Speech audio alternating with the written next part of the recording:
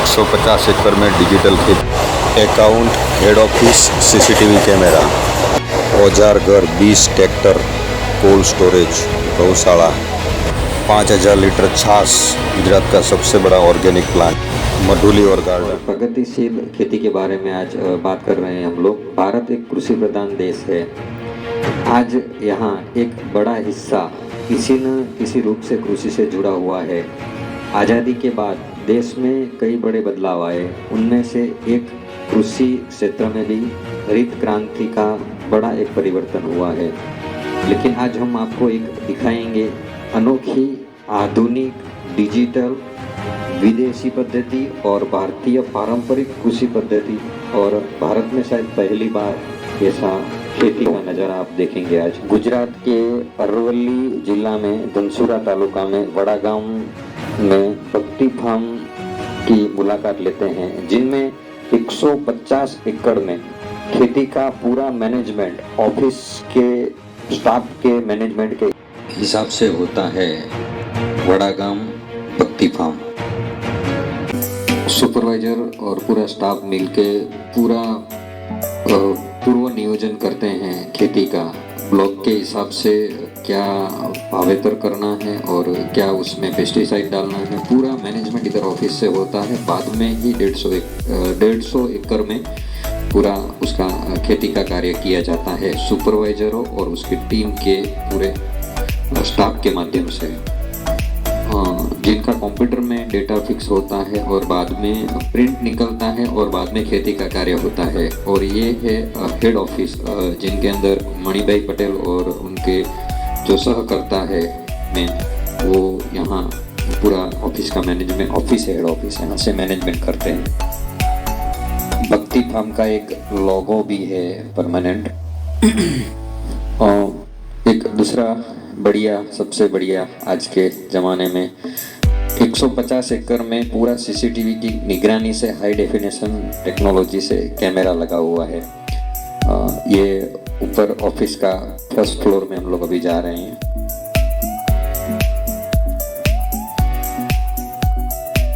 ये सामने जो दिख रहा है दादा दादी नी वाड़ी, कच्छ में भुज के बाजू में, आणसर गांव के बाजू में दादा दादी नी वाड़ी का एक बहुत ही बड़ा सेवा कार्य होता है, जहां 365 दिन अन्न क्षेत्र का कार्य चलता है और वहां बहुत सारे सेवा के कार्य होते हैं। और आने जाने के लिए जो पदयात्री रहते हैं उनको भी एक विसामो जो बोलते हैं वो विसामा की व्यवस्था है। और संत महंतों के लिए भी एक अच्छा अनोखा व्यवस्था किया हुआ है, जो भुज के बाजू में, आंसर गांव के बाजू में ये है दादा दादी नी वाड़ी। और सामने अभी हम एक रूम बना हुआ है जिनके अंदर बहुत ही बड़ा एक बेड रखा है। समझो कोई आया बाहर से गेस्ट खेती के काम के लिए, कृषि के काम के लिए, तो उनके लिए भी एक रेस्ट रूम बना हुआ है। यहाँ बहुत ही बड़ा बेड है जिनकी साइज शायद 15 बाय 10 फुट है और पूरा इंटीरियर से सज रूम बना हुआ है। और सबसे देखने लायक खेती में कॉन्फ्रेंस रूम, पूरा टीम मिल मणिभाई पटेल के साथ में मिलके पूरा पूर्व नियोजन करके कॉन्फ्रेंस रूम से सबको अपने सुपरवाइजर है उनको अलग अलग कार्य सौंपा जा रहा है। वैसा बहुत अद्भुत हमारे सामने कॉन्फ्रेंस रूम, कोल्ड स्टोरेज का रेफ्रिजरेटर सिस्टम है ये पूरा, इससे ही पूरा कोल्ड स्टोरेज ठंडा होता है। वो कंप्रेसर रेफ्रिजरेटर सिस्टम है हमारे सामने अभी ये कोल्ड स्टोरेज का। ये इलेक्ट्रिक कंट्रोल बोर्ड है पूरा कोल्ड स्टोरेज को कंट्रोल करने का, जो लाइट और पावर सप्लाई लगता है उसका कंट्रोल। ये ऑक्सीजन के लिए कुछ मशीन रखा हुआ है बाहर। अभी हम लोग जा रहे हैं कोल्ड स्टोरेज के अंदर। अभी एंट्री किया है। बहुत ही ठंडी हवा, अरे बहुत ठंडी हवा आ रही है अभी कोल्ड स्टोरेज का अंदर से। पूरा चारों तरफ से आलू की बोरी ही बोरी, आलू का गोनी गोनी भरा हुआ है। हाँ, इनके अंदर 1 लाख आलू का बोरी, 1 लाख बोरी का कैपेसिटी है और बहुत नई टेक्नोलॉजी से कोल्ड स्टोरेज बना हुआ है। ये मणिभाई पटेल का भक्ति फार्म हाउस में एक लिफ्ट की भी सुविधा किया हुआ है। आलू का बोरी लिफ्ट से सीधा ऊपर या किधर भी भेजना है तो लिफ्ट से शिफ्ट होता है, तो भी एक टेक्नोलॉजी का नया नज़ारा है। औजार घर यहाँ पूरे सिस्टम से सजा हुआ है, जैसे जहाँ जो चीज़ का नाम और नंबर लिखा है वहीं रखना है, ऐसी एक ऑफिस, ये भी ऑफिस के मैनेजमेंट के हिसाब से ही चलता है यहाँ। पूरा पूरा एक एक चीज़ अपने जगह पे ही रखना है। और शायद आज खेती के बहुत सारे औजार आज खेडूत ने देखे भी नहीं होंगे, ऐसे औजार है यहाँ। ये है पेट्रोल पंप, डीजल पंप। खेती में लगने वाले वाहन हैं, उनका डीजल ये ही से भरा जाता है। ये एक पेट्रोल पंप की तरह बनाया हुआ है और इनका भी ऑफिस से चिट्ठी बनता है, बाद में ही ईंधन डीजल ट्रैक्टर वगैरह, जिससे भी ट्रैक्टर या तो कोई भी औजार में लगता है। पेट्रोल पंप बना हुआ है खुद का, सामने टेलर है। पूरा ये गोडाउन है इनका। टोटल 150 एकड़ में 20 ट्रैक्टर है इनके। ये है 45 हॉर्स पावर का, दूसरा है 75 हॉर्स पावर का, सबसे बड़ा ट्रैक्टर हैवी में। और इनके बाजू में एक जो दिख रहा है वो छोटा ट्रैक्टर भी है। ये छोटा ट्रैक्टर है। बाजू में दवा का स्प्रे करने के लिए पंप है, दवा का पंप है। और ये उनके बाजू में जो दिख रहा है अभी मूंगफली ग्राइंडिंग करने का मशीन है, ये जो सामने दिख रहा है वो। उसके बाजू में ऑटोमेटिक मल्टीप्लाई वावड़ियाँ, जो ज़मीन में बीज बोने का जो मशीन रहता है वो वावड़ियाँ है। ऐसे ही ये बाजू में मेड इन जर्मनी से मंगाया हुआ आलू का प्लांटर, आलू ज़मीन में बोने का प्लांटर है, जर्मनी से मंगाया हुआ। और इनके बाजू में जो दिख रहा है वो इंडियन मेड आलू बोने का प्लांटर है, ये जर्मनी का है। ये बाजू में जो दिख रहा है वो लिंकन कंपनी का 3 दांती वाला सबसे बड़ा प्लाऊ है, जो 75 हॉर्स पावर के ट्रैक्टर के अंदर ही लगता है। बहुत बड़ा प्लाऊ है और ज़मीन की अच्छी तरह से खुदाई हो जाती है। ये है इंडियन मेड वावड़ियाँ ज़मीन में जीवन मल्टीप्लाई। जो सामने दिख रहा है ये मूंगफली दाना निकालने का ठेसर है। ये सबसे बड़ी चीज़ है, ऑटोमेटिक ज़मीन को लेवल करने वाला, ऑटोमेटिक ज़मीन को लेवल करने वाला सेंसर लेवलर जिनको बोलते हैं। अभी आते हैं गौशाला। गाय को आज माता का दर्जा दिया है पूरा विश्व और भारत ने। गाय माता हमारे जीवन में आयुर्वेदिक, धार्मिक, वैज्ञानिक बहुत बड़ा महत्व है। प्राचीन काल से गाय को पूजनीय माना जाता है। धार्मिक महत्व गाय माता का हमारे शास्त्रों के हिसाब से समुद्र मंथन के समय ब्रह्मा जी के मुख से अमृत पीते समय जो फीण निकला था वो फीण से कामधेनु प्रकट हुई थी, ऐसा शास्त्रों में माना जाता है। और गाय के अंदर 33 कोटि देवी देवताओं का वास है और गाय के हत्या से ब्रह्म हत्या लगता है, वैसा है आज। और आज हमारे खाना में पहली रोटी हम गाय के लिए निकालते हैं।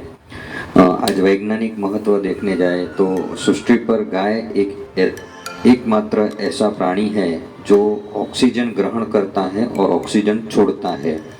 दूसरा, गाय का 100 ग्राम घी से पूजा और हवन करने से 1 टन ऑक्सीजन पैदा होता है। और सबसे बड़ी बात, आज गाय भारत में कृषि क्रांति में एक विभिन्न अंग बन चुका है, वैसा गाय माता का महत्व है। ऐसा ही गाय का तो भक्ति फार्म में पूरा खुद का प्रोडक्ट है। आज खुद घी बना के बड़े बड़े शहरों में बेचते हैं। ट्रेडमार्क है खुद का भक्ति फार्म का। और घी अच्छे रेट में और प्योर देसी घी बिकता है यहाँ। ये गौशाला है। ये जो दिख रहा है वो सामने है सिंधव नमक है। चारा खाने के बाद उसके जीभ पक ना जाए उसके लिए ये खाना खाने के बाद वो सिंधव नमक को जीभ से चाटती रहती है गाय, जिसकी वजह से उसका मुंह साफ रहे और कुछ कीटाणु वगैरह ना हो। इसके लिए ये नमक इधर रखा गया है। सुबह शाम यहाँ भजन बजाया जाता है गौ माता के लिए। गौशाला में से गौमूत्र ये डायरेक्ट टांकी में आता है और ये टांकी में से सामने पंप लगा है। पंप के माध्यम से प्राकृतिक जीवामृत का प्लांट है, उनमें डायरेक्ट गौमूत्र जाता है ये पंप के द्वारा। ये सामने दिख रहा है 4 से 5 हजार लीटर छाछ। ये बैरल दिख रहा है, वो बैरल में 4 से 5 हजार लीटर छाछ हर हमेशा रहता है, जो वो प्राकृतिक जीवामृत है उनमें उपयोग होता है। ये जो हमारे सामने छोटा वाला प्लांट दिख रहा है, 2 ट्यूब दिख रहा है, वो 400 लीटर का है। 100 बीघा में एग्रीकल्चर पेस्टिसाइड पाक में स्प्रे करने के लिए, पौधे के ऊपर स्प्रे करने के लिए ये 400 लीटर का है और 100 बीघा में इनका एक ही बार में स्प्रे होता है। बड़ा है और इससे भी बड़ा हम देखने जा रहे हैं, सबसे बड़ा शायद गुजरात में पहली बार इतना बड़ा ऑर्गेनिक जीवामृत का प्लांट हम अभी देखने जा रहे हैं उधर, जो इतना बड़ा है कि एक 400 बीघा में वो एक ही बार में 400 बीघा में हम उनका ऑर्गेनिक जो खाद है वो डाल सकते हैं, ड्रिप में चढ़ा सकते हैं। वैसा अभी ये दिखाते हैं आपको। जो हमारे पीछे वाली जो टांकी है वो टांकी में सामने ये जो पाइप आ रहा है वो गौशाला में से जो टांकी बना था वो पंप से ये टांकी में आता है और ये सामने से पाइप लगा हुआ है और ये पाइप में गौमूत्र आता है उधर टांकी में से, इस प्लास्टिक के टांकी में आता है। और इसके अंदर दूसरा लगता है भात का जो चावल का जो गर्म पानी रहता है चावल पकने के बाद, ओसामण जिसको बोलते हैं, वो डालते हैं। सरगवा, आलू, गुड़, गौमूत्र, छाछ और गोबर, ऐसा ये पूरा ट्यूब दिख रहा है। उसमें 51 दिन के अंदर उधर सामने पेट्रोल जैसा प्योर जीवामृत जो हमारा है, आधुनिक जीवामृत जो प्राकृतिक जीवामृत है वो बाहर उधर निकलता है। ये सामने बाजू है, ये बहुत बड़ा ट्यूब है जो प्लांट है जीवामृत का। इसके अंदर अभी ये सामने जिसको देखो प्योर पेट्रोल जैसा रेडी हो गया है जीवामृत। और ये जीवामृत ये जो बाजू में टैंकर है, ये टैंकर में भर के ड्रिप के माध्यम से पूरा खेतों में पहुंचाया जाता है। वैसा एक बहुत बड़ा है, 150 एकड़ में पूरा ऐसा अलग अलग ब्लॉक बना हुआ है। ये ब्लॉक के माध्यम से जो कंप्यूटर में सिस्टम में पूरा उसका जो खेती में जो प्री प्लान होता है, तो ये ब्लॉक के माध्यम से होता है। क्या आज फसल बोना है, क्या पेस्टिसाइड डालना है, क्या करना है, वो पूरा माहिती ये ब्लॉक के हिसाब से होता है। और अलग अलग सुपरवाइजर को ये ब्लॉक की जिम्मेदारी सौंपी जाती है और वो हिसाब से वो सुपरवाइजर वो ब्लॉक के हिसाब से अपना अपना काम करते हैं। वैसा यहाँ पूरा डिजिटल है। ये जितने बोर दिख रहे हैं, जितने समझो हौज स्टोरेज का जो हौज बना हुआ है, वो सब पूरा मोबाइल से ऑपरेट होता है। उसका पानी का कंट्रोल है या ड्रिप का कंट्रोल है, सब मोबाइल से ऑपरेट होता है। और ऑफिस में ज़्यादा करके ऑफिस के कंप्यूटर से भी ऑपरेट होता है ज़्यादा करके। और शेड्यूल के हिसाब से भी ऑटोमेटिक पानी पूरे खेत में पहुंचाया जाता है। ये है मडूली, देसी घास और पत्तों से बना हुआ एक पुराना घर।